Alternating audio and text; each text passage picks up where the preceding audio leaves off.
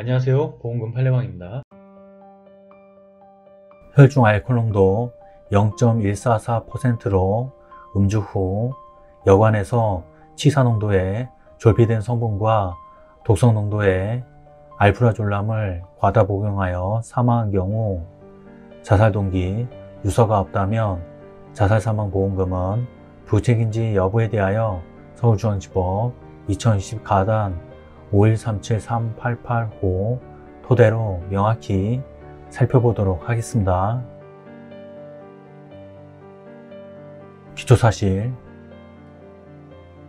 망인은 2018년 8월 11일 저녁 집으로 돌아오지 않았고 다음 날인 2018년 8월 12일 11시 40분경 집에서부터 자전거로 약 7분 거리에 있는 여관의 객실 침대 위에서 사망한 상태로 여관 주인에 의해 발견되었습니다. 망인의 시신에 대한 부검을 실시한 결과 사망 당시에 혈중 알코올 농도는 0.144%로 분석되었고 혈액에서는 치사 농도 수준의 졸피된 성분과 독성 농도 이상의 알프라졸람이 검출되었습니다.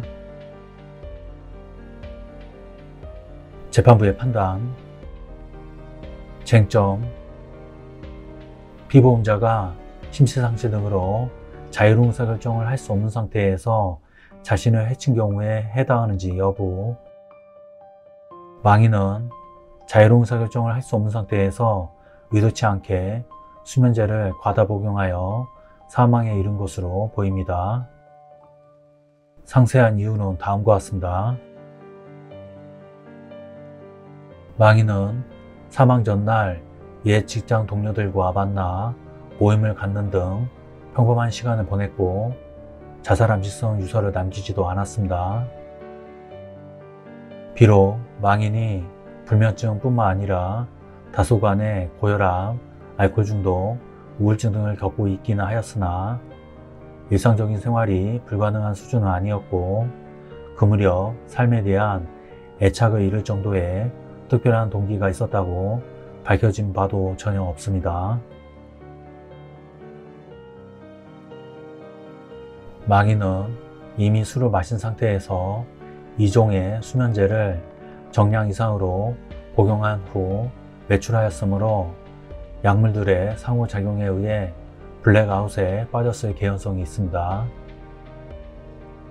특히 졸피뎀의 경우 완전히 깨지 않은 상태에서 자신이 인지하지 못한 활동을 하게 할 수 있고 밤에 했던 행동을 다음날 아침 기억하지 못하게 할 수도 있으며 만약 술을 마시거나 다른 중추신경 억제제를 병용할 경우에는 그 확률이 더욱 높아진다는 부작용이 보고되고 있고 알프라졸람의 경우에도 착란이나 환각 증상을 유발할 수 있다고 알려져 있습니다. 비록 망인의 사망 당시 혈중 알코올 농도가 경도의 명정상태에 해당하는 수치인 0.144%로 측정되긴 하였으나 사망 추정 시각과의 간극 등을 고려하여 계산하면 여관 투숙 무렵의 혈중 알코올 농도는 약 0.2%로서 당시 이미 중등의 명정상태에 있었을 것으로 추정됩니다.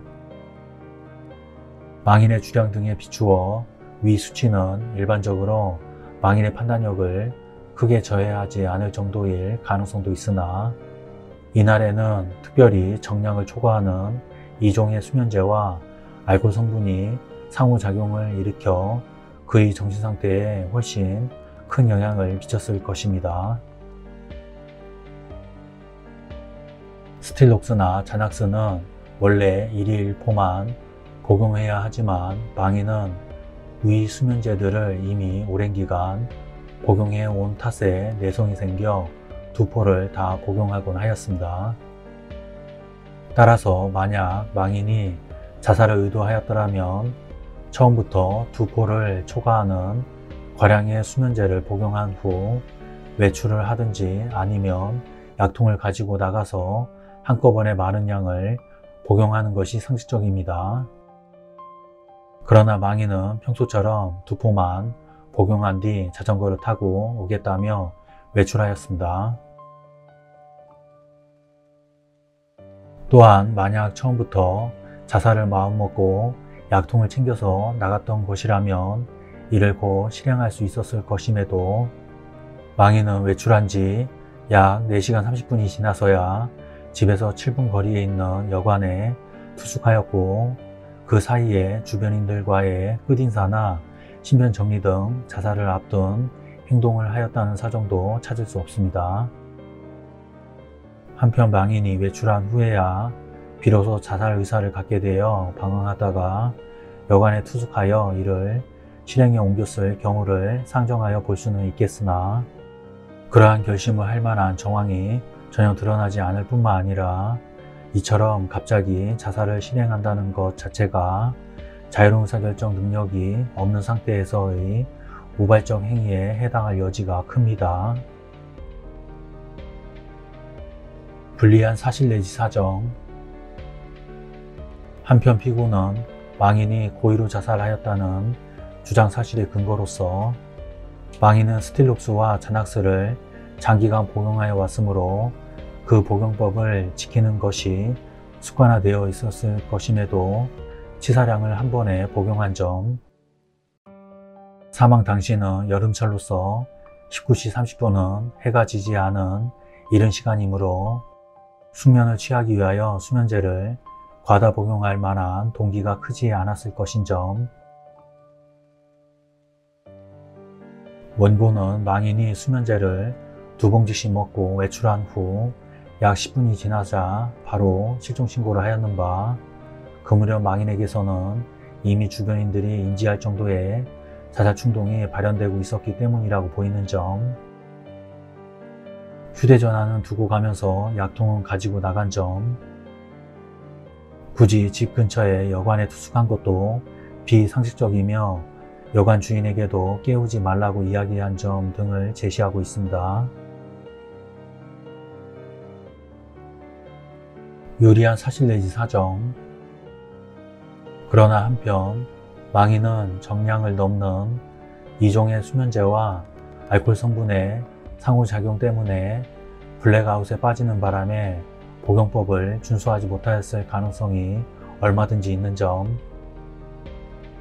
사망 전날은 토요일이었고 동료들과 술자리를 가진 후 피곤한 상태로 귀가하였으므로 일찍 잠을 청했을 개연성이 충분한 데다가 원고는 경찰에서 평소에도 9시 전에 눕는데 어제는 술을 한잔하고 와서 더 일찍 자러 들어갔다. 원래 술을 마시면 그렇게 일찍 자리에 눕는다 라고 진술하기도 한 점,